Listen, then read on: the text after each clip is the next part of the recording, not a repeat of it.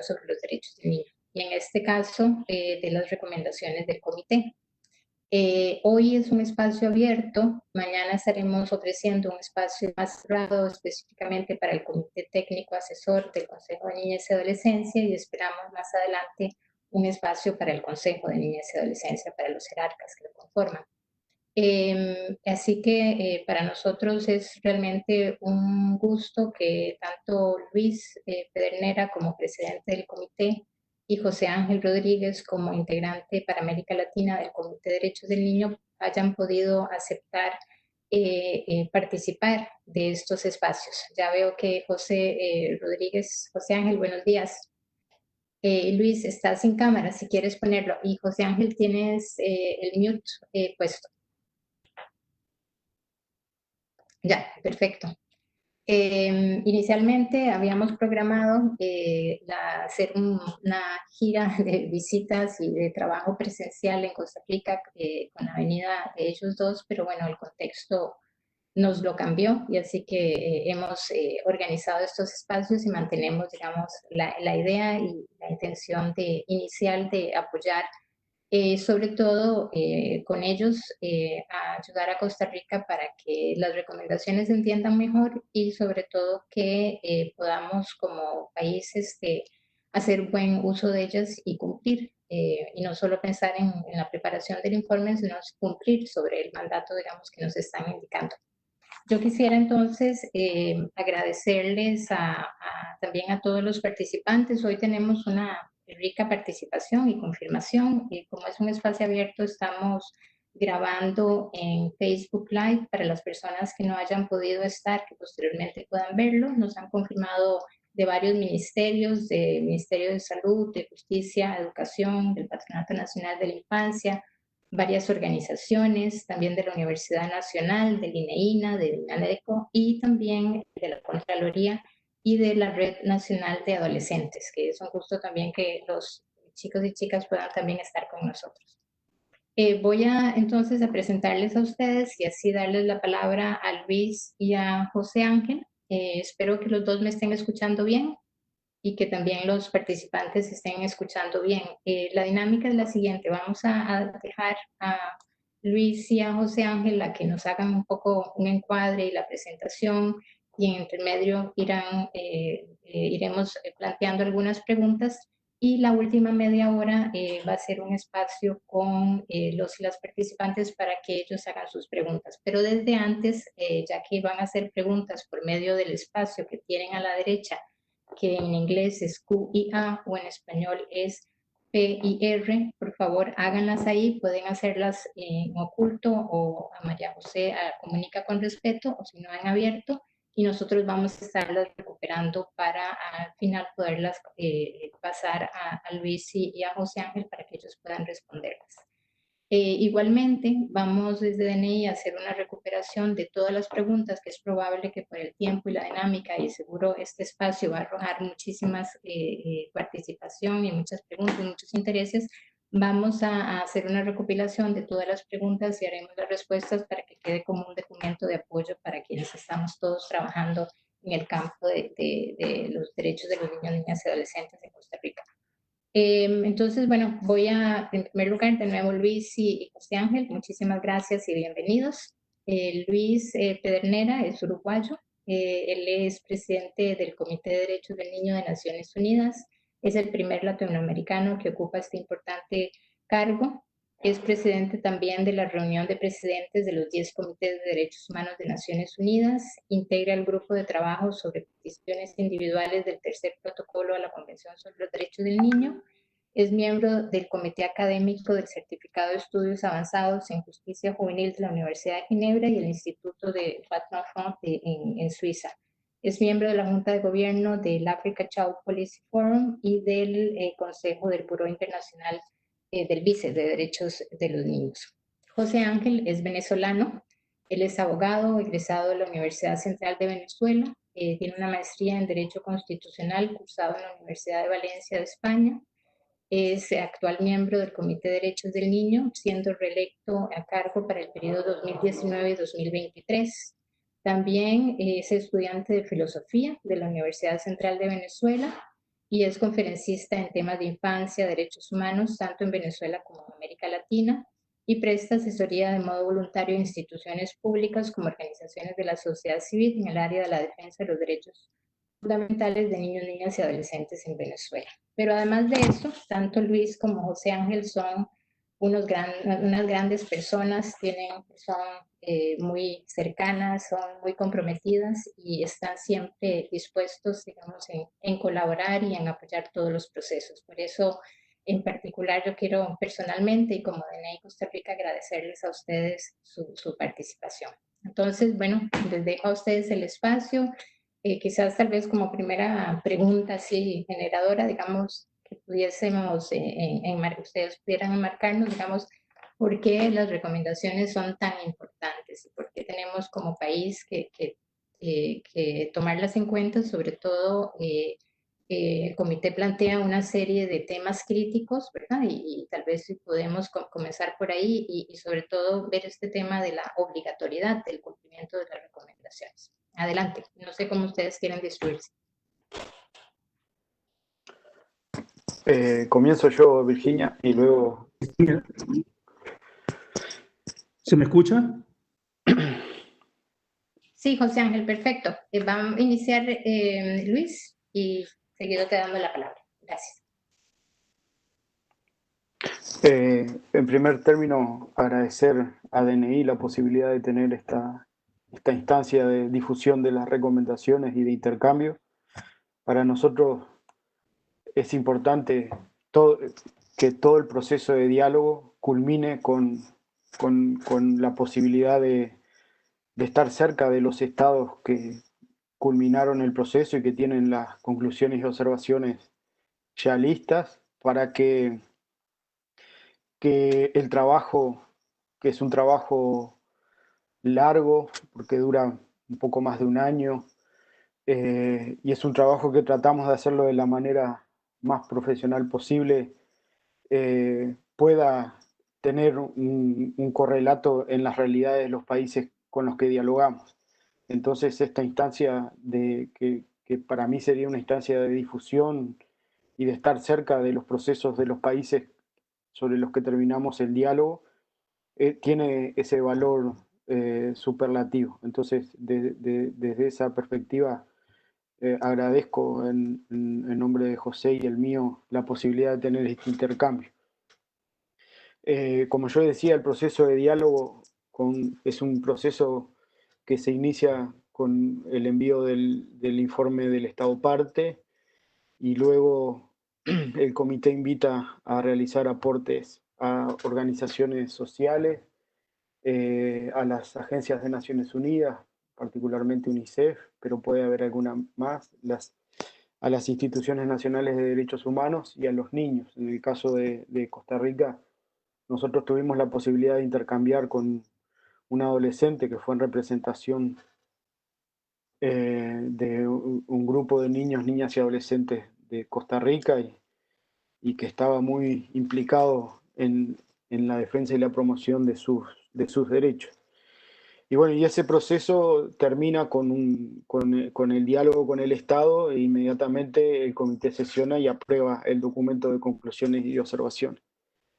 Yo creo que el producto final tiene que responder a las necesidades del Estado, en este caso Costa Rica. Si nosotros elaboramos documentos de conclusiones y observaciones que no tienen una cuestión fundamental que es la pertinencia, no tiene ningún sentido nuestro trabajo. Y creo que con Costa Rica nos hemos acercado bastante a eso, a responder a las necesidades que presentan los derechos de niños, niñas y adolescentes en este momento de la coyuntura costarricense.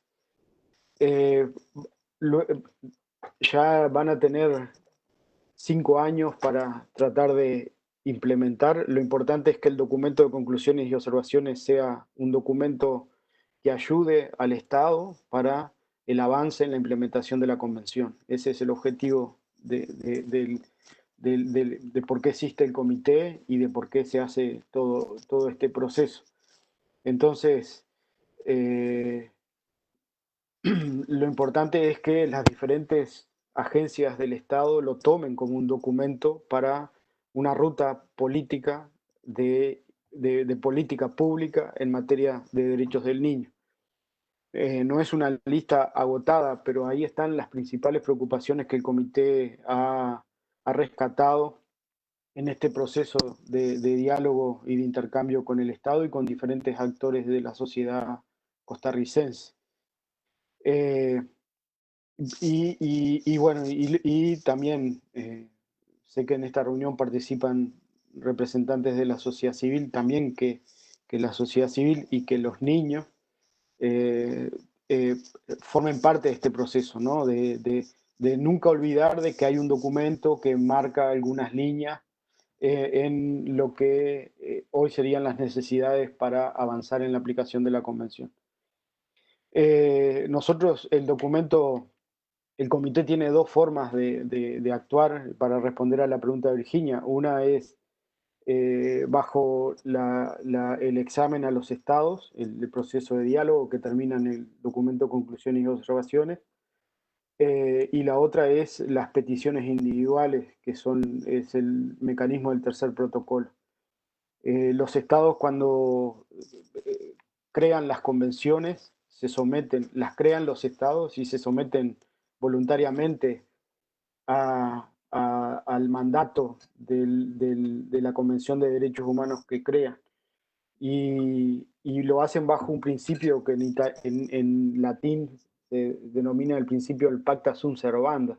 Es decir, los tratados se crean, los crean los estados para cumplirlos de buena fe. Ese es un principio que debe orientar la política. Yo en ese caso Costa Rica es un estado que aparece alineado a los derechos del niño. En este momento Costa Rica está apoyando firmemente un proceso de revisión del funcionamiento de los órganos de tratado bastante alineado con la necesidad de una reforma, pero que esa reforma termine fortaleciendo a los órganos de tratado y no debilitándolo. Entonces creo que está por demás explícita la voluntad del Estado de tratar de que las recomendaciones del comité no sean, como se dice habitualmente, letra muerta. Y en eso se inscribe esta reunión de hora y media que tendremos con José para tratar de ayudar, despejar dudas y ver cómo el Estado hace suyas las recomendaciones que elabora. Yo quiero aclarar previamente que nos llamó la atención Costa Rica porque Costa Rica es una democracia consolidada y dentro del contexto centroamericano con indicadores sociales eh, bastante buenos, pero percibimos en el diálogo, y eso después se ve en el documento, cierto deterioro, eh, una, por la desaceleración económica, que está reconocida por el Estado en el documento. Costa Rica no ha crecido en términos de macroeconomía, pero también a nosotros nos llamó la atención cierta predominancia de estereotipos y creencias sobre los niños, las niñas y los adolescentes que son señales preocupantes desde una perspectiva de derechos del niño. Entonces, llama la atención. Hay dos elementos más. Costa Rica ha sido, eso lo dijimos en el diálogo, el diálogo con el Estado, Costa Rica ha sido una referencia en materia legislativa para muchos países de la región. Cuenta con una legislación en derechos humanos avanzada, si podemos decir eso. Y lo otro es que Costa Rica cuenta con una variedad de programas, planes y estrategias dedicadas a la infancia que también se constituyen en una referencia en la región. Pero pudimos observar en el proceso de diálogo cierto divorcio entre esa legislación, esos buenos planes y lo que ocurre en la realidad. Por eso el comité, y acá ya me pongo directamente a comentar algunos aspectos de las conclusiones y observaciones. No es una presentación exhaustiva, sino algunas cuestiones que me parece importante levantar. Luego tendremos la posibilidad para el intercambio y ahí podemos profundizar en algunas otras cuestiones. Pero el comité, al inicio del documento de conclusiones y observaciones, les marca 6 cuestiones principales que son cuestiones que el Estado costarricense debe responder inmediatamente. El comité adoptó esa forma de trabajo porque es la forma de marcarle al Estado, estos son los temas que en el contexto de lo que hemos visto de Costa Rica son los que hoy requieren un rápido abordaje. Eso no significa que el resto de los temas no requieran un abordaje, pero estos son los temas más preocupantes en la coyuntura hoy. Eso también el comité lo ha determinado así para sus documentos de conclusiones y observaciones, por una cuestión que está ocurriendo en los órganos de tratado, y es las posibilidades que tienen los comités de hacer monitoreo de recomendaciones. El Comité de Derechos del Niño hasta la fecha no ha adoptado la decisión de realizar monitoreo de recomendaciones porque enfrentamos un problema estructural para atender esa cuestión. Entonces, no podemos hacer como hacen otros comités. Yo no sé si el Estado costarricense está implementando eso, pero el Comité de Derechos Económicos, Sociales y Culturales selecciona luego, en un proceso de diálogo, luego de elaboradas las conclusiones y observaciones, selecciona junto con el Estado 2 o 3 temas relevantes y le realizan un monitoreo a los 2 años, regresan al Estado, tratan de ver cómo va la implementación de esas recomendaciones en específico. El comité en este momento no tiene capacidad estructural, somos el órgano de tratado con más ratificaciones, además tenemos 3 protocolos opcionales, 2 que requieren informes y 1 que es de peticiones. Enfrentamos un problema estructural, que es que el presupuesto del alto comisionado, que es el que nos da la estructura, no nos permite en este momento seleccionar recomendaciones para hacer monitoreo y seguimiento. Entonces, frente a esa debilidad, el comité ha decidido, al inicio de sus documentos de conclusiones y observaciones, remarcar 6 cuestiones que le parecen relevantes, deben sí o sí ser abordadas hoy con urgencia por el Estado parte. Dentro de los 6 puntos ustedes van a encontrar la cuestión de la sensibilización, la cuestión de la no discriminación, la cuestión del derecho a la vida, la cuestión de la violencia contra los niños y la cuestión de los niños privados del entorno familiar. Esos han sido los 6 puntos que el comité relevó como más, más preocupantes y que deben ser atendidos de manera inmediata. En el proceso, en el marco de este diálogo con José, profundizaremos alguna de estas cuestiones.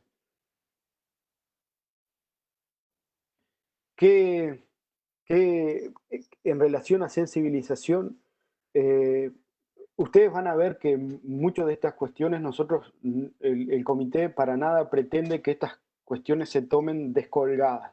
Es decir, que la sensibilización se tome como una cosa que no tiene que ver en el contexto del total de las recomendaciones, porque eso hace perder en calidad al enfoque holístico que trata de plantear la Convención de los Derechos del Niño, ¿no? Y ustedes van a ver que cuando hablamos de sensibilización, lo vamos a repetir por ejemplo, la necesidad de capacitar y de contratar equipos técnicos para niños privados del entorno familiar, pero también para trabajar campañas de difusión a través de los medios de comunicación que derriben algunos estereotipos sexistas y de género que la sociedad costarricense la tiene muy, muy impregnada, y que seguramente José lo planteé con mayor claridad.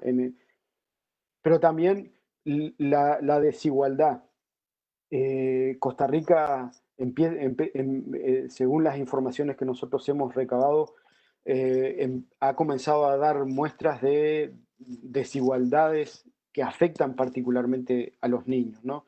Hay información que el comité ha recibido de que la desigualdad monetaria, por ejemplo, afecta al 34% de los niños la pobreza monetaria, y que la pobreza extrema llega al 14% de los niños, y que eso se vuelve particularmente relevante de acuerdo a la condición de esa niñez y de esa niñez. Por ejemplo, si vive en las zonas costeras, si vive en la zona rural, si es un niño con discapacidad, o particularmente si es población indígena, población migrante o población afro. Todas esas cuestiones son relevantes para pensar cómo la sensibilización tiene que ser trabajada para derribar algunas cuestiones que son estereotipos y que profundizan algunas cosas como las señales de desigualdad. El comité también, Al comité también le ha llamado mucho la atención, y lo decimos en el documento de conclusiones y observaciones, una cultura de subordinación de la infancia. José va a profundizar un poco más en esas cuestiones, pero que se dan particularmente en dos, dos problemáticas. Una, la violencia como forma de trato hacia la infancia, y la otra, la imposibilidad de que los niños puedan tener una voz propia, fundamentalmente en los procesos familiares y en los procesos comunitarios. eh, En relación a algunas cuestiones, el Estado costarricense tiene, yo le decía, una característica es que ha trazado buenos planes y buenas estrategias para el trabajo con niños. Tiene una estrategia para la infancia cuya fecha de finalización es el año 2021. En esa línea hay que pensar la continuidad de esa estrategia de infancia, la posibilidad de revisarla, evaluar las cuestiones que han sido potentes en ese proceso de la estrategia y cuáles son necesarias de revisar. En ese sentido, también, y tratando de pensar de manera holística, el comité le ha marcado algunas cuestiones al Estado costarricense. Una tiene que ver con la coordinación de las agencias encargadas con la infancia. Van a ver que hay una recomendación específica que habla sobre la cuestión de la coordinación. Fundamentalmente en los niveles de gobierno central, en los gobiernos locales, pero también en algunas superposiciones que hay entre algunas agencias que no están claras y que sería bueno despejarlas para aclarar bien liderazgos de quién lidera la estrategia y cuáles son las competencias asociadas. La segunda cuestión es la necesidad de datos. Costa Rica tiene buenos instrumentos para la generación de datos, pero el, el comité le ha pedido que el Observatorio de Infancia, no recuerdo bien su nombre, sea nuevamente levantado y dotado de recursos para que pueda funcionar. Y lo otro, le ha indicado, en función de estas cuestiones que hablábamos de los patrones de desigualdad y discriminación, que en la recogida de datos pueda abordar un ítem que atienda la cuestión de la discriminación. Dos cuestiones más: interés superior y derecho a la vida. El comité le ha pedido al Estado de que la cuestión del interés superior sea una cuestión que se incorpore claramente en los aspectos de cuando se toman decisiones en los ámbitos administrativos y judiciales. todavía sigue siendo débil el enfoque que adoptan la administración y el sistema de justicia para adoptar un enfoque basado en derechos del niño. Y eso no significa que las agencias hagan en nombre del interés superior lo que les parezca, sino que el interés superior, en función del comentario general que elaboró el Comité de Derechos del Niño, tiene una clara función, que es despejar todo conflicto de interés entre los adultos y las instituciones y los derechos del niño. Y en esa línea debería orientarse la política de incorporación del interés superior. En relación al derecho a la vida, que también está planteado como una de las preocupaciones, de las 6 preocupaciones que el comité ha marcado al Estado costarricense, hay algunas cuestiones importantes a atender. Una es la mortalidad infantil, pero que se da en las poblaciones indígenas. Y la otra cuestión es el número creciente de feminicidios que ocurren en niñas y adolescentes. Finalmente, el comité ha indicado como una cuestión preocupante el tema del entorno familiar. En relación al entorno familiar, al comité le preocupan algunos conceptos que todavía sostienen el internamiento como la principal decisión que se adopta cuando el niño aparece privado del entorno familiar. En ese sentido, el comité le ha marcado al Estado costarricense la necesidad de la capacitación de los técnicos, trabajar algunas resistencias que existen a nivel de las políticas públicas y de quienes están encargados a revisar todo el abordaje para la materia de niños privados del entorno familiar. El comité le pide al Estado costarricense que tiene que avanzar en una estrategia de desinstitucionalización, pero esa estrategia de desinstitucionalización tiene que estar íntimamente vinculada a una transformación sistémica de la forma que el Estado costarricense piensa la protección de niños, niñas y adolescentes. Yo creo que ese es uno de los desafíos más importantes que tiene el Estado costarricense para pensar en materia de cuidado de los niños, protección de los niños, sin recurrir al internamiento como primer medida. Por último, el gasto social. Costa Rica tiene unas normas constitucionales que blindan de alguna forma el gasto social. El 7% de funcionamiento del PANI, que ha sido ratificado por una sentencia de la Corte Suprema, el 8% para la educación, pero el gasto social, la inversión social en infancia debe optimizarse, debe mejorarse, fundamentalmente en la perspectiva de los recortes que han habido en función de un déficit fiscal que presenta Costa Rica, que es importante. Según la información, no, perdonen si me equivoco, pero un déficit fiscal que ronda prácticamente el 6%. Yo creo que estos momentos, y voy a ir cerrando acá para después dejarle la palabra a José y luego poder tener un intercambio. Yo creo que el documento del comité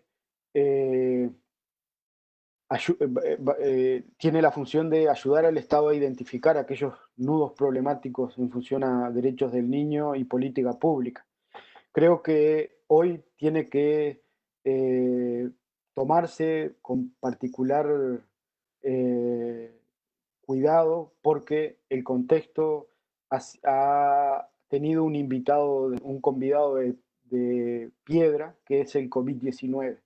Y como todos sabemos, el COVID-19 ha venido a agravar mucha las situaciones económicas de nuestros países. Es una crisis sanitaria, pero que ha venido de la mano con una crisis económica a nivel global.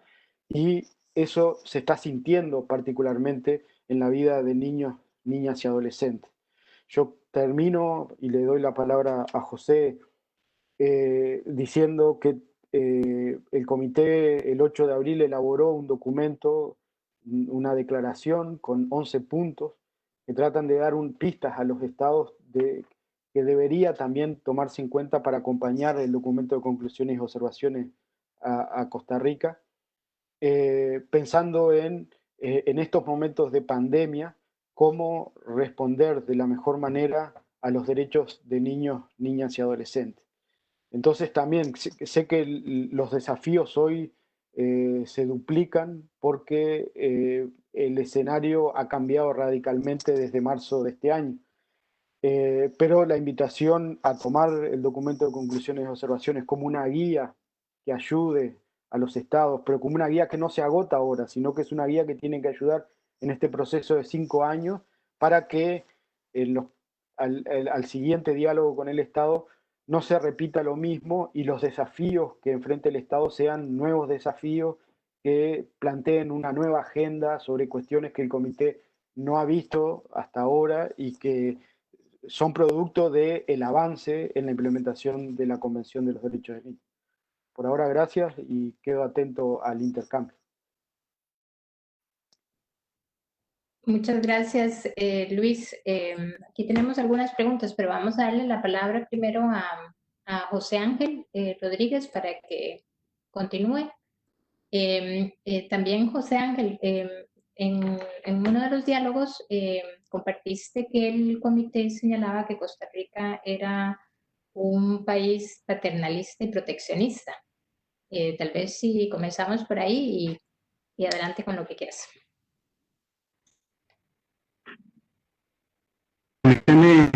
Virginia, primero agradecerte profundamente la invitación, por supuesto, que voy a tocar ese tema porque lo habíamos hablado, pero igualmente permíteme, por favor, tocarlo en el punto donde lo había colocado.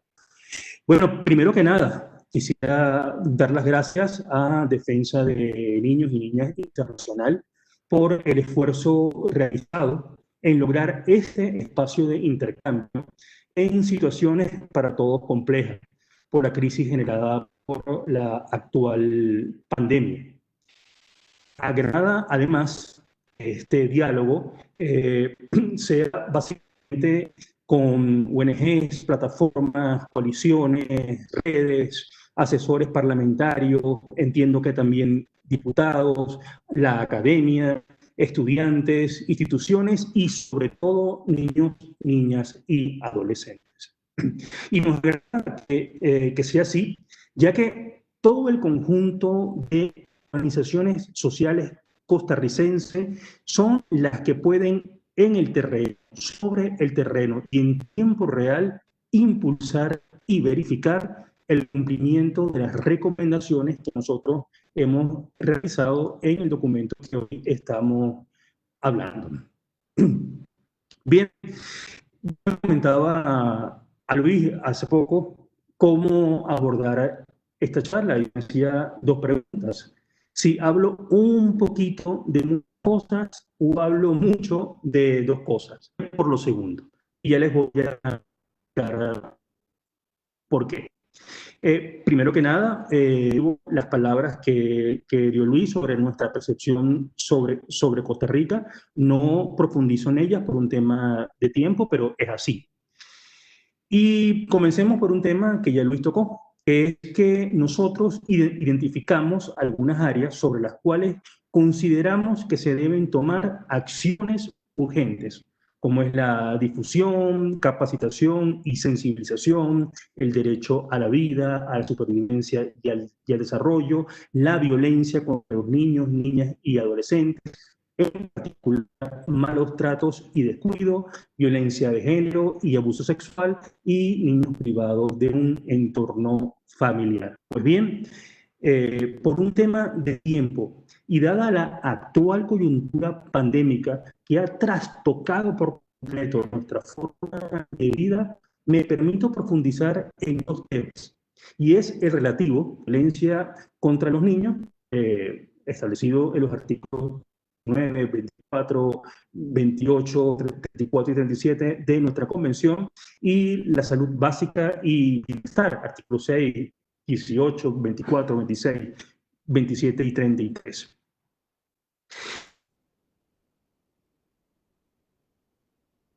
Del Comité sobre los efectos de la pandemia, mencionamos, entre otras cosas, que el confinamiento actual puede exponer a los niños, niñas y adolescentes a un aumento de la violencia física y psicológica en el hogar. Igualmente, también recientemente, el secretario general de las Naciones Unidas señaló su preocupación que sea justamente en el hogar, es decir, el lugar donde los niños, niñas y adolescentes deben sentirse más seguros, donde ocurren las principales amenazas, donde la amenaza puede ser mayor. No quiero generalizar. En muchos hogares se hacen grandes esfuerzos para sobrellevar esta crisis. Sin embargo, ha sido preocupación de muchas organizaciones en América Latina y en el mundo el creciente aumento de la violencia contra los niños, niñas y adolescentes en el contexto familiar.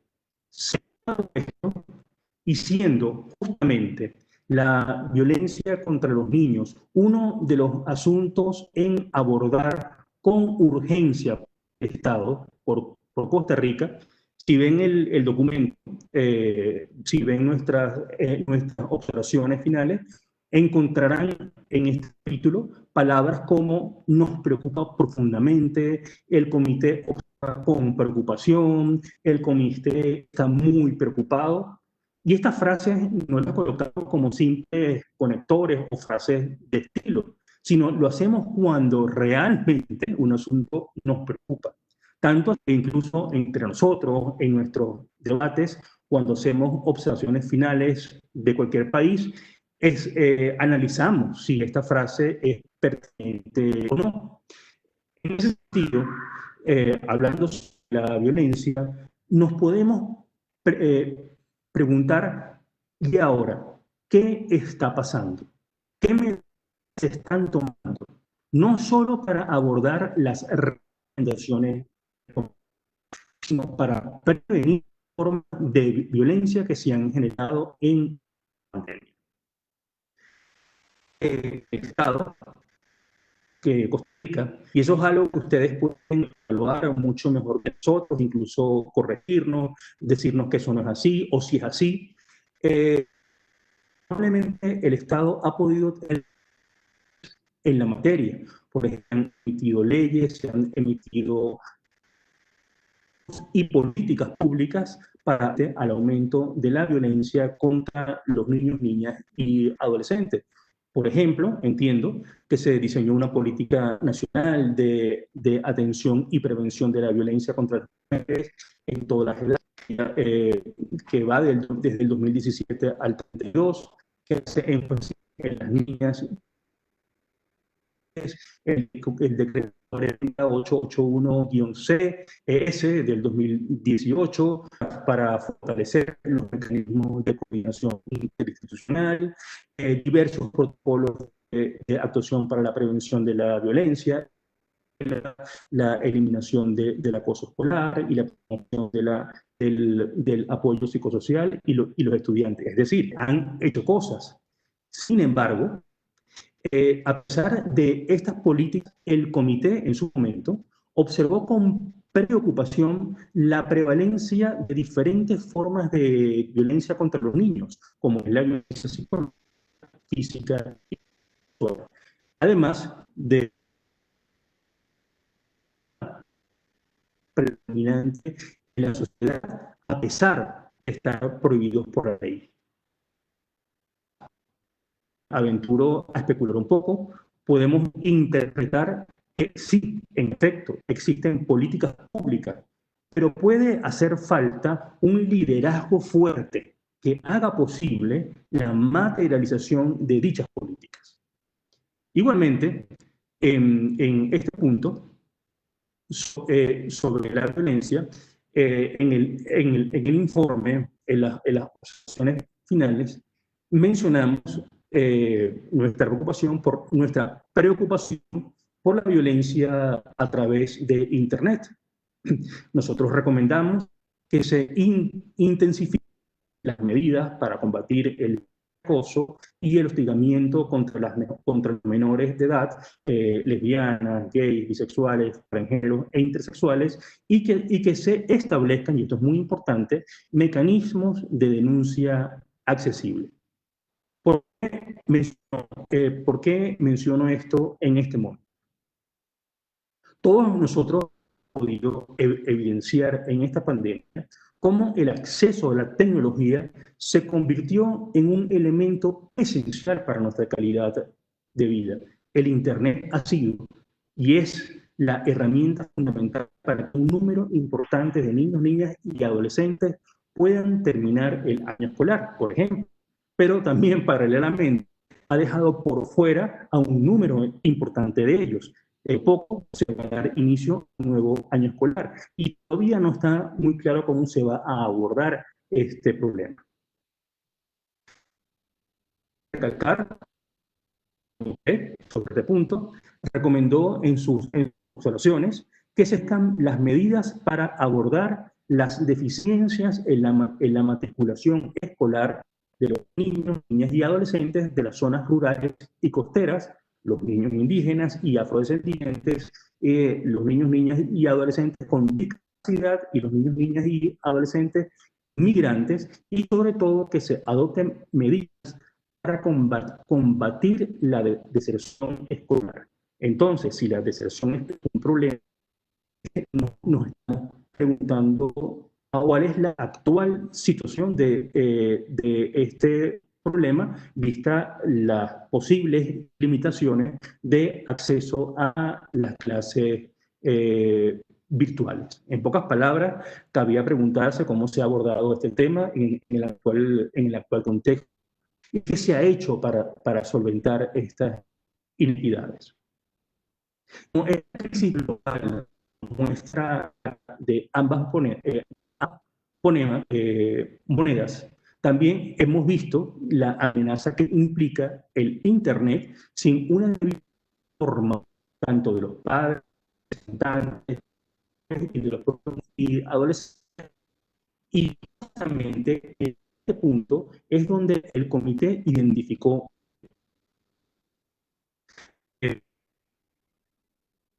el comité instó, para nosotros significa algo importante al Estado, a que adopte una serie para enfrentar justamente el problema de la violencia.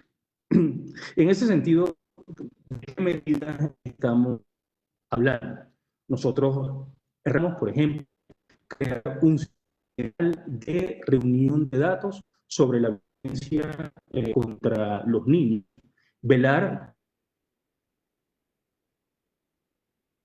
en todas las regiones y municipios, recomendamos que se fortalezca la coordinación entre las autoridades del Estado parte para aplicar las políticas de prevención de la violencia contra los niños, también que se ponga en marcha estrategias de comunicación en todo el país para promover el respeto de los derechos de los niños, niñas y adolescentes, incluido su derecho a no sufrir violencia. Un punto que para nosotros es importante, y disculpen si lo reitero, garantizar que exista una reunión unificada de datos relativos a la violencia contra los niños, desglosados por edad, sexo, discapacidad, ubicación geográfica, orientación sexual, identidad de género, origen étnico y nacional, entorno socioeconómico, siendo esto supremamente importante, no sé si la palabra es redundante, para el desarrollo de políticas públicas eficaces y eficientes. Y aquí toco el tema que me había preguntado, por eso fue que le pedí un poquito de paciencia para para abordarlo. Toda esta problemática puede tener como base un asunto más complejo, más de fondo, y es la existencia de patrones culturales violentos en las familias, o en algunas familias para no generalizar, y en algunas comunidades, y sobre todo una visión paternal en el abordaje de las políticas existentes. Sobre este punto, el paternalismo, el comité advirtió que estos enfoques paternalistas que se centran básicamente en los adultos y que generan patrones de subordinación de los niños en la sociedad constituyen verdaderos obstáculos para el pleno ejercicio de sus derechos. Y pongo como ejemplo de lo que estoy hablando las dificultades que tienen los niños y adolescentes para expresar sus bienes en la familia, el foro público y en determinadas eventos. Fue una situación que identificamos nosotros en el informe. En este punto, creo que es importante resaltar que, y aquí contextualizo por qué no señalamos al paternalismo como un problema. En un momento fue absolutamente los derechos del niño. Es un documento internacional absolutamente revolucionario, ya que es muy importante que fue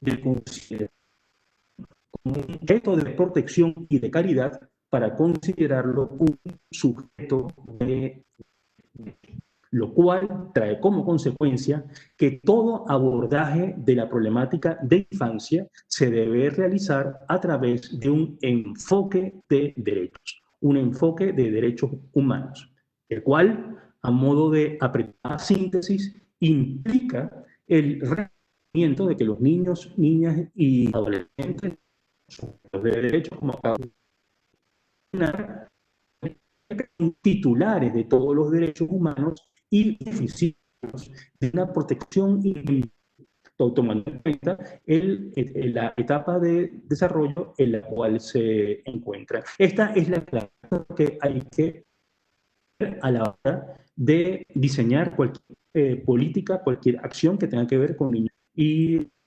adolescentes. Por supuesto, impulsar el cumplimiento de la del comité, entendiendo la labor central.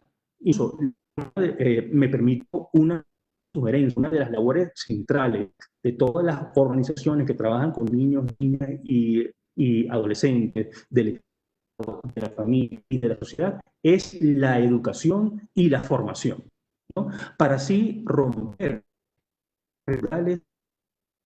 esas barreras políticas y económicas que en el fondo le niegan al niño sus derechos fundamentales. Esto a lo que tiene que ver con la violencia.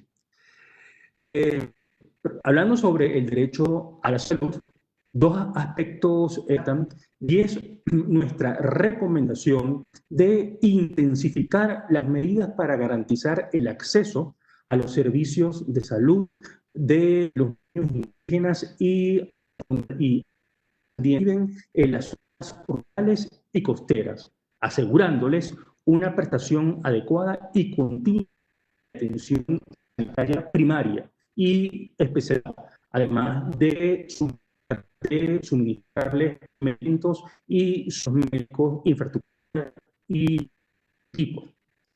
Bueno, si bien el COVID no es la única enfermedad, pero hay que darse, y ciertamente los niños, según tengo entendido, aunque eso puede cambiar, no es el grupo que directamente se ve mayor afectado por esta enfermedad, es importante saber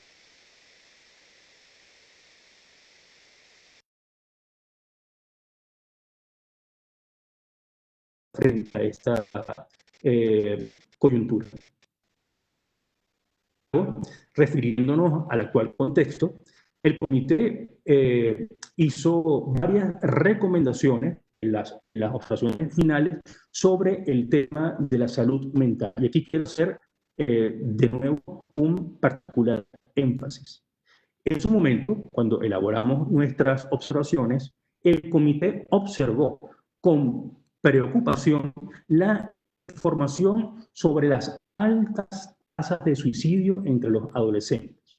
Por tanto, en esta situación actual de incertidumbre, que no es claro cuándo ni cómo vamos a salir de la pandemia, donde todos nuestros planes, todos nuestros proyectos, todos nuestros proyectos o se cayeron o cambiaron, nos podemos preguntar qué se está haciendo al respecto, cómo se está atendiendo a los adolescentes que pudiesen verse afectados en cuanto a su salud, a su salud mental frente a lo que está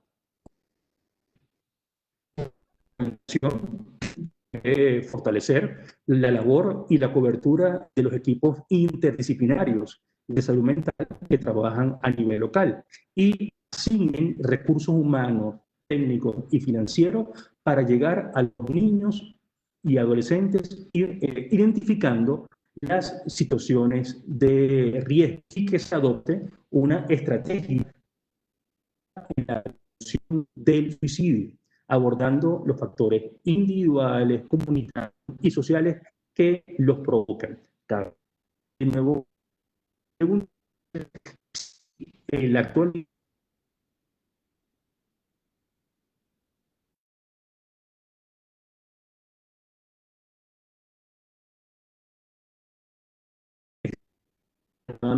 capacitado y que esté disponible para responder a los distintos niveles de riesgo. Todo lo que he mencionado no es todo lo más, no es todo lo importante. Pareciera que solamente estoy hablando sobre la violencia hacia los niños en desmedro de los demás. Por supuesto que no, solo que la actual coyuntura me llevó pues a hablar sobre estos temas.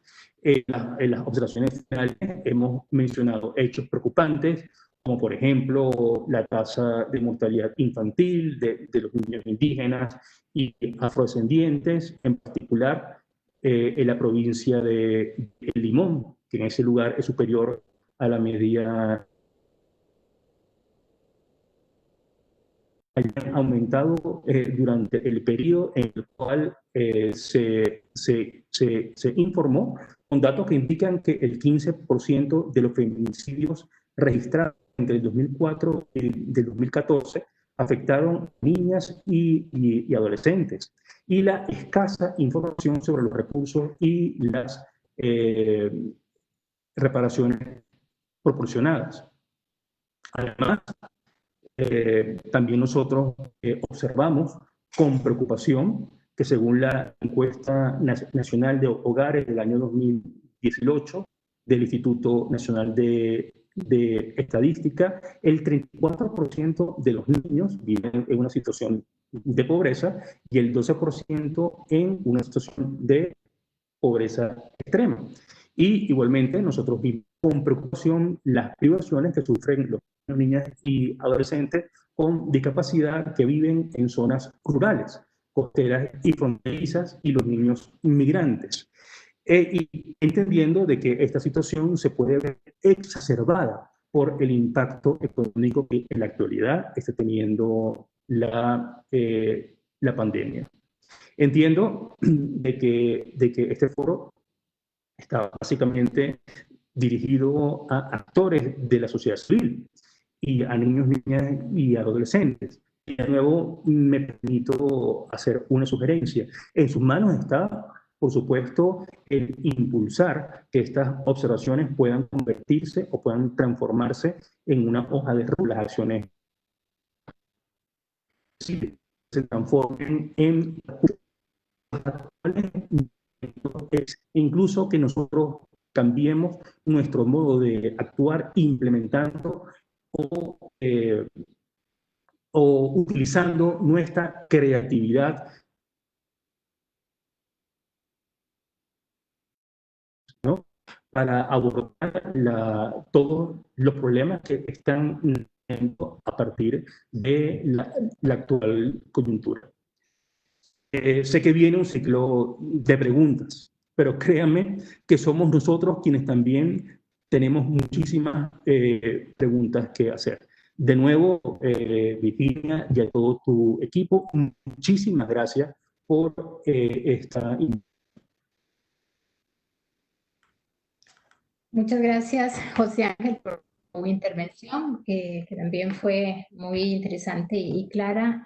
Nada más para comentarte que en el espacio no solo participan ONGs y chicos, sino también están funcionarios de instituciones públicas como el Patronato Nacional de la Infancia, el Ministerio de Educación, Salud, hay una jueza de familia y tenemos personas también de la Asamblea Legislativa. Entonces tenemos una diversidad interesante de participantes y así también las preguntas, que hay varias preguntas que voy a tratar, digamos, que agruparlas. Entonces, algunas tienen que ver con la institucionalidad, otras tienen que ver con específicamente con el sistema judicial, otras tienen que ver con el papel de algunas organizaciones, actores específicos, otros sobre problemáticas. Entonces voy las diciendo, no sé si les parece, son como 8. Si las digo todas, ustedes se parten o las digo en bloque tal vez y hacemos 15 minutos unas, 15 minutos otras. Entonces, por ejemplo, con respecto a el tema, digamos, de la institucionalidad, un poco como para ir con la sombrilla, ¿no? Me parece interesante, hay una, bueno, que tiene que ver con un sistema de software que se está desarrollando y que el que fue además creado, me parece que en Paraguay, que está siendo como replicado en todos los países, y esto, digamos, afecta la respuesta, un poco el seguimiento por parte de toda la institucionalidad del Estado costarricense. Entonces, ahí señalan que en Costa Rica se está implementando un sistema software para darle seguimiento y monitorear las recomendaciones de los tratados y convenciones que el país ha firmado y ratificado, y también incluirá aquellas recomendaciones de tratados que en el país no ha firmado, como el de la Convención de Derechos de Migrantes y sus trabajos y familias, que aún persiste la negativa de paso a la xenofobia y no ratificarla, recayendo en una voluntad política sin la interseccionalidad de poblaciones y temáticas, entre otros. Bueno, esto es más un comentario. Sin embargo, aquí también, para que ustedes, si mañana lo van a conocer un poco más, se está planteando si se considera que es importante el establecimiento de un área específica, una unidad de seguimiento, y en dónde debería estar para el seguimiento de las recomendaciones del comité. Luego nos hablan de cómo concientizar a las altas jerarquías, de invertir en la niñez dentro del punto de vista que la pandemia ha venido a incrementar las desigualdades sociales y es necesario reforzar en accesibilidad, tecnología, etcétera, para fomentar el derecho a la participación.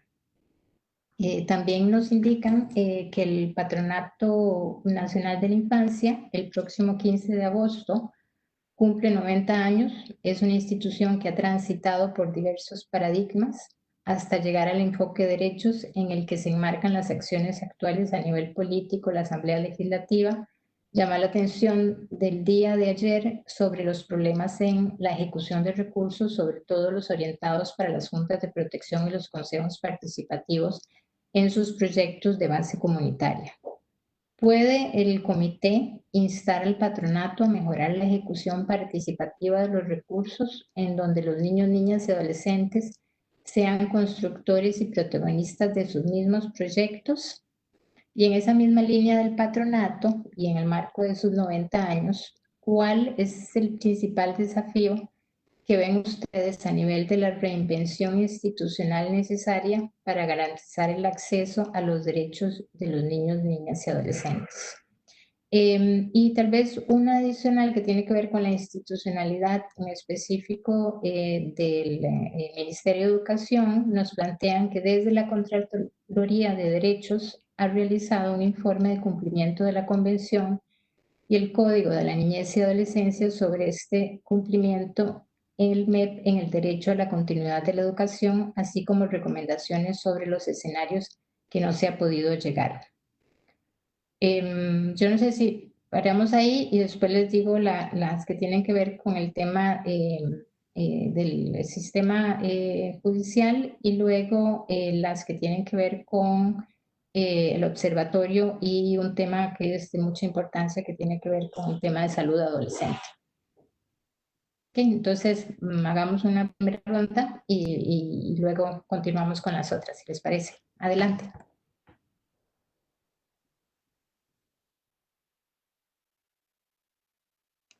Sí, empiezo yo, José. Tú eres el presidente. Gracias por las preguntas, me parecen súper interesantes. En relación al área específica para el seguimiento de recomendaciones, yo creo que y ubico sobre lo que está hablando, y es el sistema de monitoreo de recomendaciones, el CIMORE, que ha desarrollado Paraguay y luego se ha ido mejorando la herramienta. El comité no tiene una indicación sobre cómo hacer el monitoreo de recomendaciones. Eso queda a decisión de cada estado. Lo que sí el comité considera es que las recomendaciones tienen que ser parte de un documento importante para pensar la política pública. Y lo otro que el comité plantea es que la implementación de las políticas en materia de infancia necesitan de la coordinación, y para eso se necesita también una institucionalidad que esté atenta a los procesos que ocurren en el marco de la toma de decisiones, desde quien decide los recursos económicos, que son los ministerios de Economía, que tienen mucho que ver en los derechos del niño, hasta quien definitivamente aplica la política de infancia, que creo que en Costa Rica es el patronato de infancia. Entonces, reitero, el comité, yo creo que el CIMORE es más un instrumento para la elaboración de informes, luego es como el que recibe toda la información y luego desde las cancillerías elabora los informes, pero no es su función el monitoreo de recomendaciones. Creo que la función es elaborar el informe. Eso, el monitoreo de las recomendaciones, la implementación de las recomendaciones deberían ser parte de las instancias que ustedes tienen de coordinación de la política pública. Y eso debe estar metido en la base de la decisión de la política pública, es decir, tomar el documento recordar que el comité en enero del 2020 al Estado costarricense le marcó en determinadas áreas algunas cuestiones que son prioritarias para asumirlas en el marco de la política pública. Y eso tiene que hacerse a partir de una coordinación y, eh, interagencial de las dependencias del Estado. No sé si José quiere decir algo más, pero eso en relación a la primera pregunta. Después hay una en relación al patronato. Y creo que la pregunta se responde yendo directamente al párrafo 9 de las recomendaciones, ¿no? Que habla sobre la necesidad de fortalecer el trabajo de las juntas de protección. El párrafo 9 dice: si bien toma nota de los esfuerzos del Patronato Nacional de Infancia para fortalecer el papel de las juntas de protección, el comité recomienda revisar el marco institucional para aplicar la convención, refuerce la autoridad del patronato y la coordinación a nivel nacional, regional, cantonal y municipal, y función de promoción ante el Comité de Niñez y Adolescencia.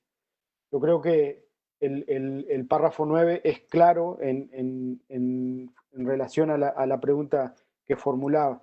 Yo creo, esto lo digo de conocer otras experiencias, creo que a veces hay, recién indicaba en la pregunta, decía, el patronato cumple 90 años, y muchas veces lo que nosotros hemos presenciado en nuestros países es que las instituciones, la convención no necesariamente generó nuevas institucionalidades, sino que lo que ha ocurrido es que las institucionalidades tutelares han cambiado y se han ido adaptando al momento de los derechos del niño post-convención.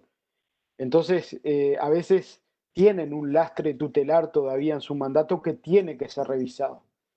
Desde mi perspectiva, pero eso no está en el documento de conclusiones, yo creo que hay que reforzar el enfoque de derechos del niño de estas instituciones, porque todavía su herencia sigue siendo una visión no del niño sujeto, y eso empuja con la visión de derechos del niño. Por eso el comité refuerza esa línea. Si hay alguien que tiene que encargarse de la política pública y de fortalecer la coordinación, y esa institución es el patronato, bueno, tiene que hacer esto. Y lo de las juntas de protección está específicamente marcado. Hay una valoración del comité, del esfuerzo que hay, pero que ese esfuerzo tiene que multiplicarse, porque solamente eso no basta para tener un enfoque con perspectiva de derechos del niño alineado a la convención. No sé, José.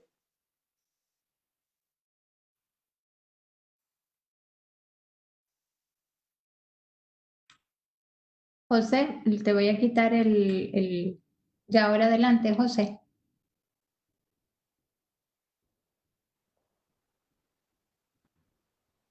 Adelante. Sí, ciertamente, bueno, se habló sobre la institucionalidad. Yo creo que un elemento importante no es solamente que existan instituciones y que no existan instituciones, como las mencionó Luis, que estén alineadas con la Convención. Eso no solamente es importante, pero falta algo. Y es que esas instituciones tengan un liderazgo fuerte. Cuando hablo de fuerte, no estoy refiriendo a arbitrario, sino que pueda establecer líneas de acción para todas las otras instituciones sobre qué hacer en materia de infancia desde una derecho. Bueno, ya Luis habló sobre el software, que pareciera una iniciativa importante, pero incluso yo hago una pregunta y tiene que ver con las medidas que se están tomando. Me pregunto, en estas medidas se ha escuchado la opinión de los niños, niñas y adolescentes. Se les ha escuchado y sobre todo se ha previsto su participación. Yo creo que esto es clave para el éxito de cualquier política pública que vaya dirigida hacia ello. Aparte de que es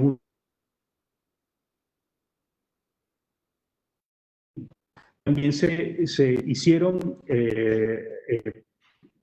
preguntas o aportaciones sobre el tema de la tecnología. Por supuesto que la tecnología es importante, pero necesariamente hay que verla desde sus dos caras, como había mencionado. Es decir, desde sus oportunidades, pero también desde sus riesgos. Es decir, desde las oportunidades que da de acceso a determinados derechos, como por ejemplo el derecho a la educación, el derecho a la participación, pero también las posibilidades de exclusión. Es decir, aquellos que no tienen acceso a la tecnología. Pongo un simple ejemplo, que es lo que estamos ahorita, y es personal. Nosotros debatiendo en la Escuela de Filosofía de la Central si iniciamos clase online o no. Y el problema es justamente que hay alumnos que no pueden, que no tienen acceso ni siquiera a un teléfono inteligente. Bueno, son como que los temas que necesariamente hay que abordar. Gracias.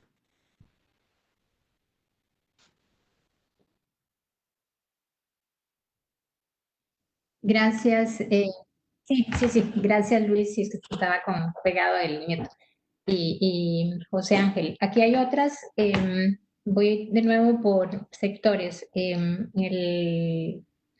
Me gustaría saber cuál fue el estudio realizado para analizar la aplicación del interés superior del niño en los procesos judiciales. En esa línea es cuál es el mayor desafío que enfrenta el sistema de responsabilidad penal juvenil costarricense. Luego hay un comentario con respecto al Observatorio de Infancia que el comité señala en sus recomendaciones e incluso recurren ellas con respecto al establecimiento o restablecimiento de un observatorio de infancia y adolescencia. Entonces nos preguntan si es realista y objetivo que dicho observatorio se instale en una institución como el patronato o debería ser otra instancia más neutral e independiente la que lo acoja. ¿Cuáles experiencias podemos conocer en otros países al respecto de este tema? También nos dicen que las recomendaciones más controversiales en nuestro país con un creciente actuar de sectores conservadores es la que versa sobre la salud adolescente, específicamente la que pide que se despenalice el aborto en todas las circunstancias y garantice el acceso a los adolescentes a servicios de aborto sin riesgo y de atención posterior al aborto. ¿Cuáles convenciones o compromisos internacionales podemos evocar para sostener este debate y justificar la recomendación en un país donde no está permitido el aborto casi en ninguna forma? Luego nos comentan que, en referencia, eso me parece más comentario, pero en referencia a las capitulaciones 44 y 45 del informe del Comité sobre la Generación de Datos, señalan que el país carece de la desagregación de datos estadísticos sobre población infantil y adolescencia LGTBI, precisamente por la resistencia y patrones patriarcales que no reconocen a las poblaciones infantiles y el desafío a la identidad de género que contribuye también a la discriminación social y Estado, incluyendo también los bitransfobia de las poblaciones en mayor énfasis de niños, niñas y adolescentes.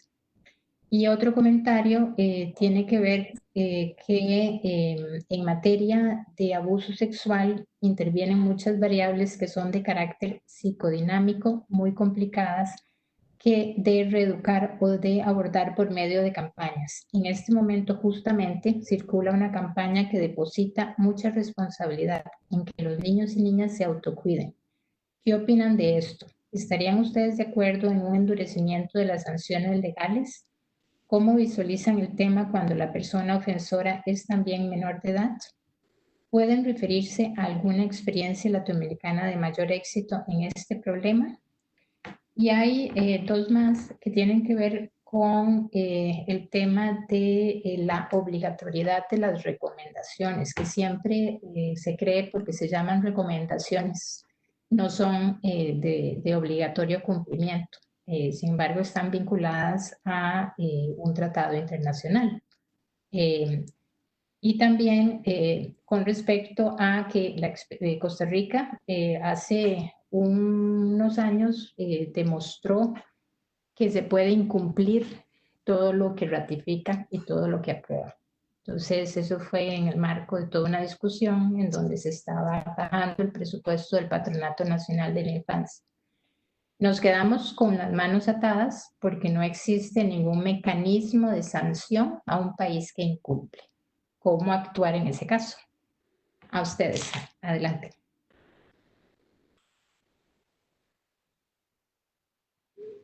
Adelante, Luis.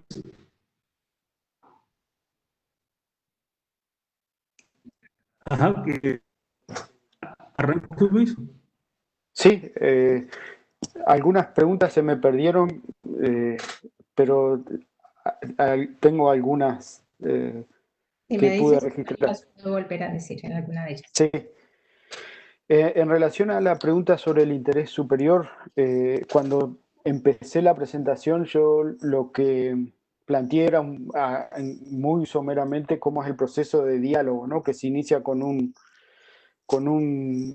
informe oficial del Estado parte y luego el comité invita a recibir información de fuentes no oficiales. Entre esas fuentes no oficiales nosotros recibimos mucha información de organizaciones no gubernamentales, de agencias de Naciones Unidas como el UNICEF, la Organización Mundial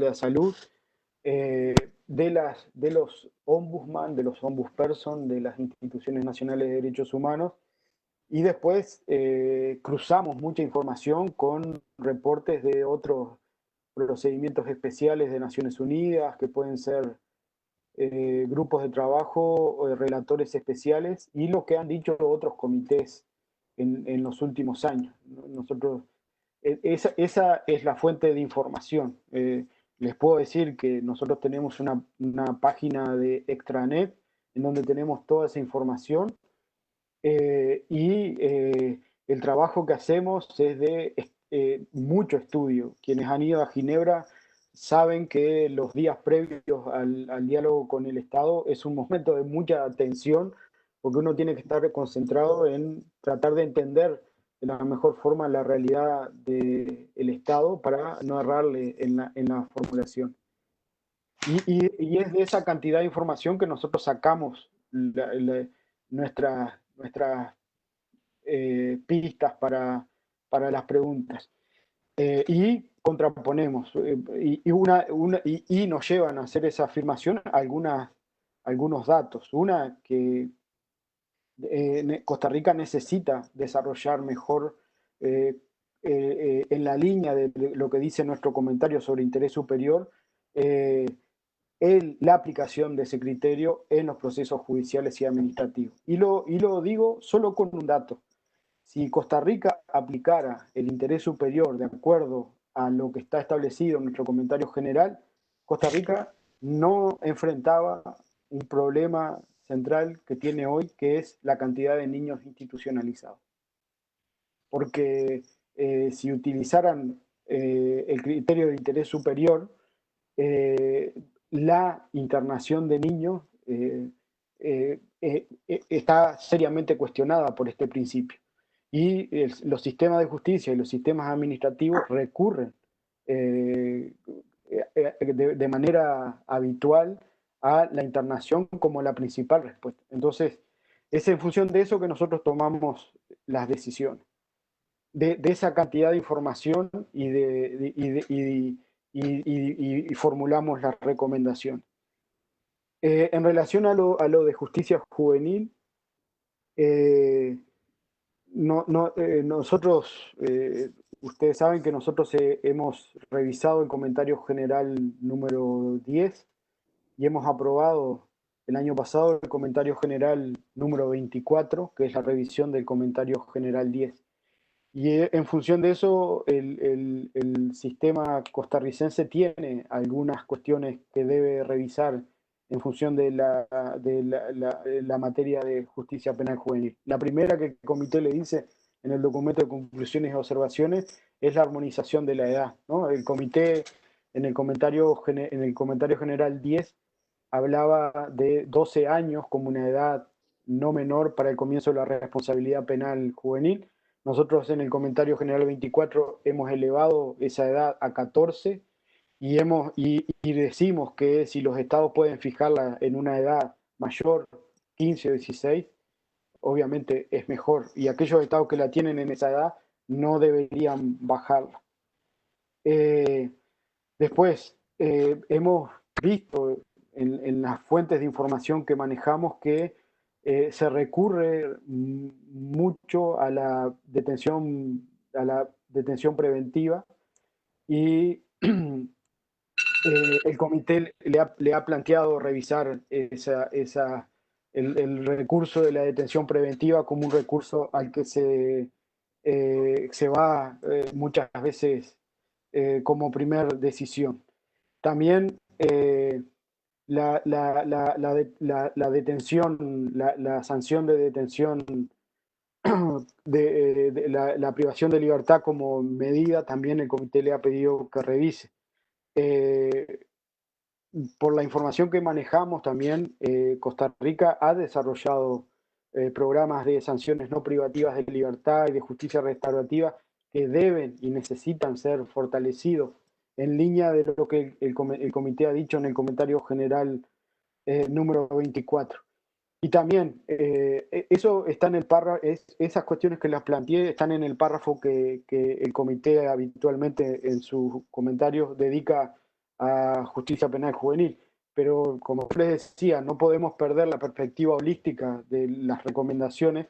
Yo les digo que si van al comentario, al párrafo 24 que habla sobre violencia, malos tratos y tortura, el comité indica que hay pautas de que la violencia en el trato hacia la infancia está matrizada, una en la violencia de género, pero van a ver que también le dicen hay un número de detenciones arbitrarias provocadas por las fuerzas de seguridad que preocupa al comité, ¿no? Y eso también tiene que inscribirse dentro de lo que son las garantías de un sistema de responsabilidad penal juvenil. Por último, el comité le pide al Mecanismo Nacional de Prevención de la Tortura que realice visitas de manera más frecuente a los centros de detención. Especialmente el comité identifica ahí unos centros, yo no recuerdo el nombre, en donde habían denuncias de malos tratos, prácticas de aislamiento, y en ese sentido también le pide que se refuercen el mecanismo de monitoreo previsto en el MNP. Yo por ahí, José, si te doy la palabra a vos y si quedan algunas preguntas, le pedimos a Virginia que nos las repita. Sí, gracias Luis y gracias Virginia. Bueno, lamentablemente no pude escuchar todas las preguntas porque la conexión se interrumpía de vez en cuando, pero sí logré captar algunas. Nos preguntaron sobre si podíamos mencionar algunas experiencias exitosas. Bueno, en realidad yo no acostumbro mencionar o colocar a países como ejemplo y por supuesto tampoco acostumbro a colocar a países como ejemplo de lo que no se debe hacer. Más bien porque desde el comité respetamos por igual a todos los países.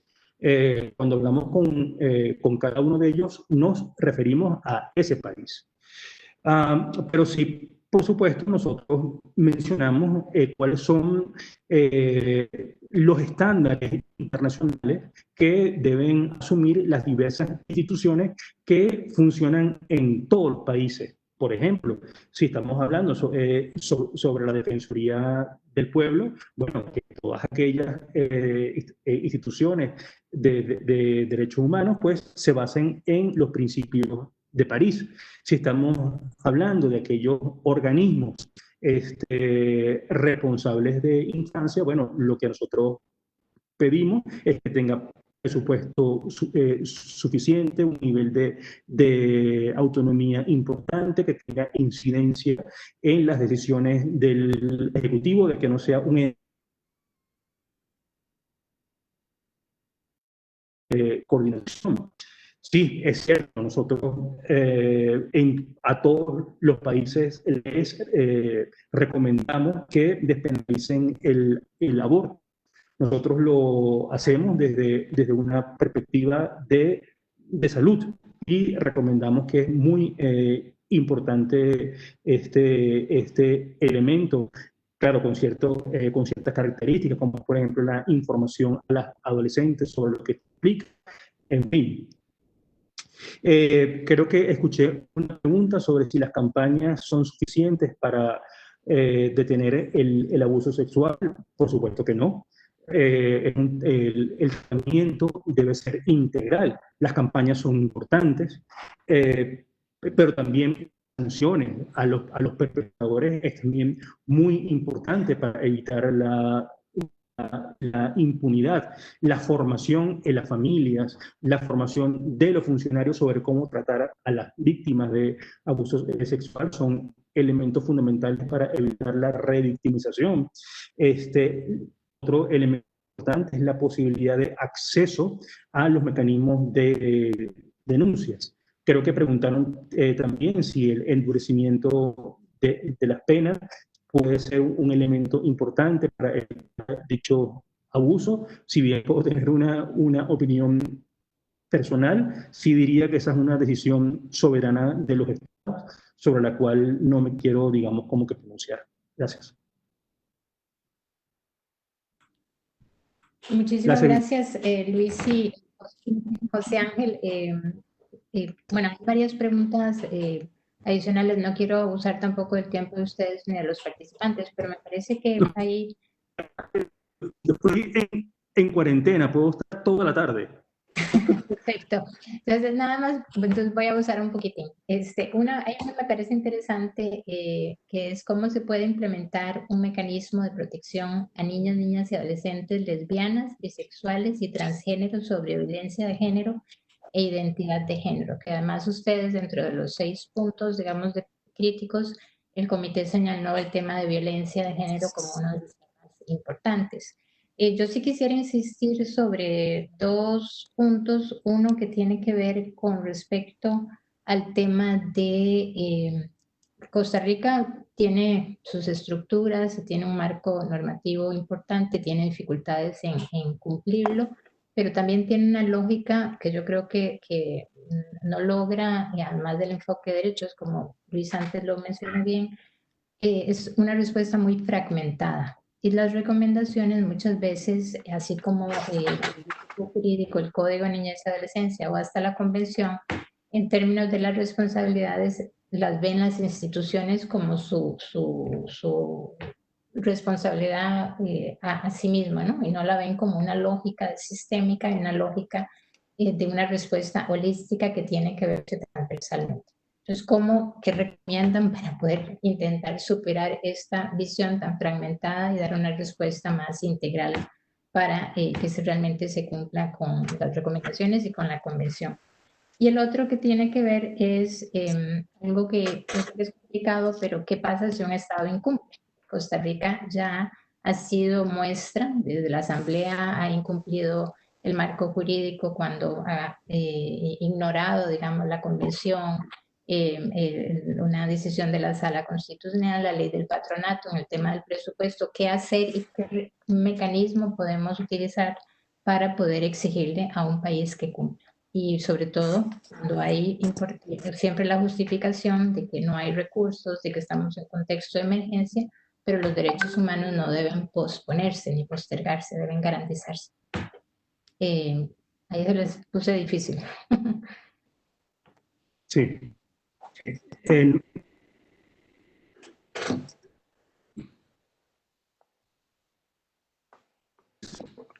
Bueno, ¿se escucha? Sí, sí, muy bien. Okay. Yo unas cuestiones adicionales a lo que dijo José sobre el aborto. El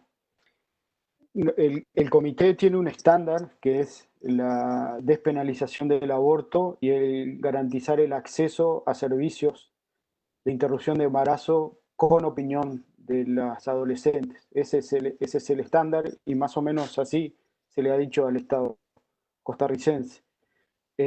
Lo que el comité le preocupa, y esto recuerdo del diálogo y está dicho en las recomendaciones, es que a pesar de las creencias, la intervención de algunos grupos de origen religioso que tienen una impronta que rechaza todo este tipo de cuestiones, hay una particularidad y es que Costa Rica tiene un decreto ejecutivo sobre el aborto terapéutico que estaba en proceso de reglamentación, pero ahí se ven también los obstáculos que enfrenta cuando hay legislación que habilita, por ejemplo, el aborto terapéutico, y sin embargo los obstáculos surgen desde la propia administración.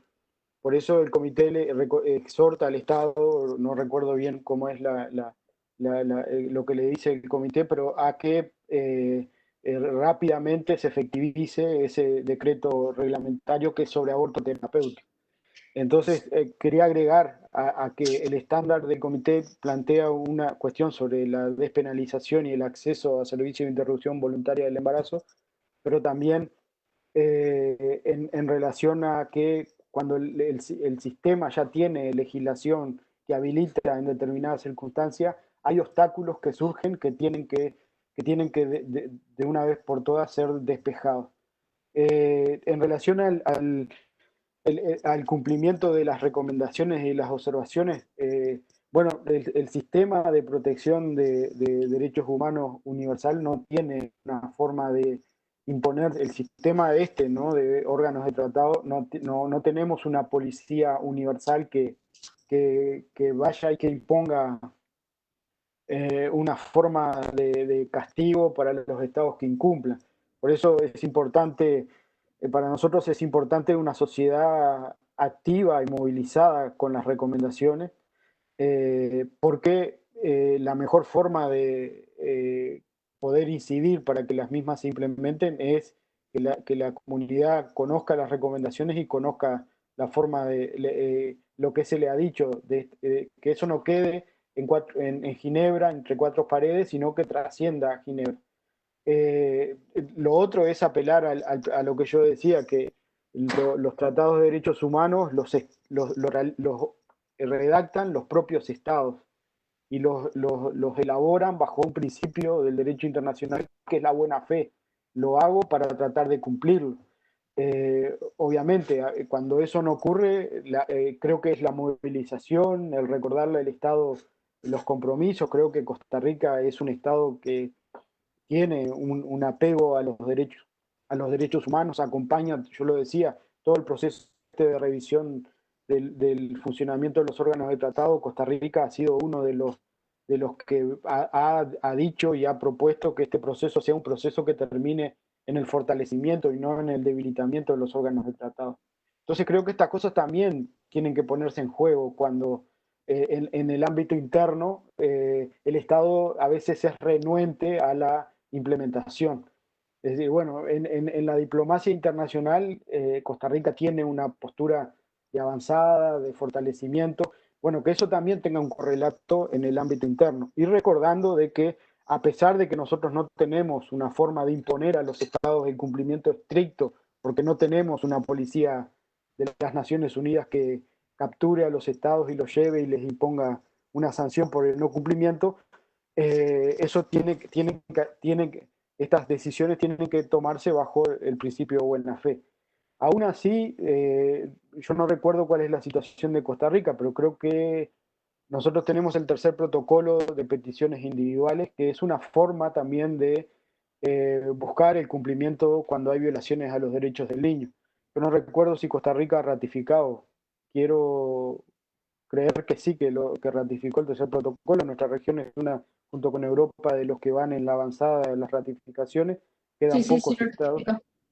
Entonces, ahí tienen otra herramienta para la exigibilidad de los derechos de los niños, de las niñas y los adolescentes, que es el tercer protocolo.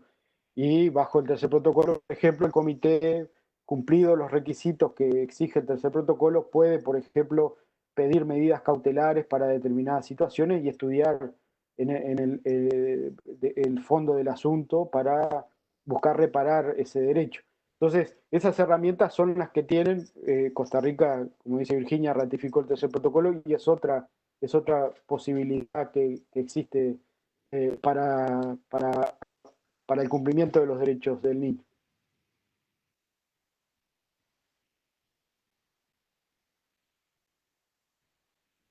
José. Sí, muy bien. Sí, bien. Bueno, se hicieron preguntas sobre la situación de la comunidad LGBTI y sí, en efecto, nosotros en el informe, si bien nosotros reconocimos pues, que existe una política nacional para una sociedad libre de racismo, discriminación racial y xenofobia que va desde el 2014 hacia el 2025, lo reconocimos, expresamos diversas preocupaciones al respecto. Por ejemplo, las informaciones que hemos recibido sobre la existencia de discursos de odio que afectan principalmente a los niños, bueno, lesbianas o niñas y adolescentes, lesbianas, gays, bisexuales, transgénero, intersexuales, el acoso y el hostigamiento que reciben en las escuelas, a través también de las redes sociales, y le pedimos al Estado que se adopten medidas al respecto. Disculpen si a veces me confundo entre niños, niñas y adolescentes, pero es que para el Comité Niños abarca el espectro que va desde 0 hasta los 18 años. Y fíjense, acabo de decir, le pedimos al Estado que adopte medidas. ¿Qué pasa si las cumple? Ya lo decía Luis, nosotros no somos una suerte de policía que va a exigirle al Estado cumpla, ni imponemos sanciones de ninguna naturaleza. Bueno, ni el comité ni ningún órgano de tratado. Esa no es la lógica de los órganos de tratado. Lo que sí somos, y esto quisiera destacarlo, es una plataforma, ¿no? O queremos que las observaciones se conviertan en una plataforma para que ayude a la acción, que ayude a la transformación de la situación de los derechos de los niños, niñas y adolescentes en determinado país. Y pongo unos dos ejemplos. En nuestra labor cotidiana como miembros del comité, muchas veces se nos acercan algunas ONGs y nos dicen, mire, nos gustaría que haga esta pregunta y nos gustaría que este punto aparezca en las observaciones finales. ¿Por qué? Porque queremos que este problema se visibilice, o creemos que si este problema se expresa en las observaciones finales, nos va a ser más fácil impulsar los cambios. Básicamente, esa es una de las lógicas que tiene pues, la opción de este tipo de documentos. Perfecto, muchísimas gracias. Solo les voy a tirar una y a ver si la responden, porque me parece importante, sobre todo en este momento en Costa Rica, que han estado sucediendo feminicidios y sobre todo niñas y adolescentes también, con este tema del embarazo temprano y cómo Costa Rica muchas veces no ve el tema de la persona menor de edad, sino ve el tema, digamos, del embarazo en sí. Y entonces hay una pregunta que me parece importante, dice, Costa Rica no se implementa la anticoncepción de emergencia en caso de violación, obligando a las niñas a ser madre, que recomienda el comité en estos casos. En Costa Rica no es prohibido.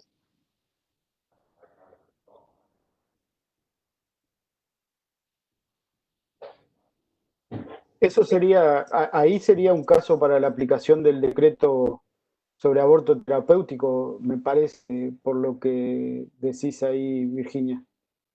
Y el comité le ha dicho al Estado costarricense que tiene que rápidamente, en el párrafo B37, acá lo busqué, literal C, acelere la aplicación del decreto ejecutivo número 42113-S del 2019, relativo al procedimiento médico vinculado al aborto terapéutico, y evite la estigmatización de las adolescentes que solicitan que se les practique un aborto. Creo que sería esa sería una situación para ese aborto terapéutico.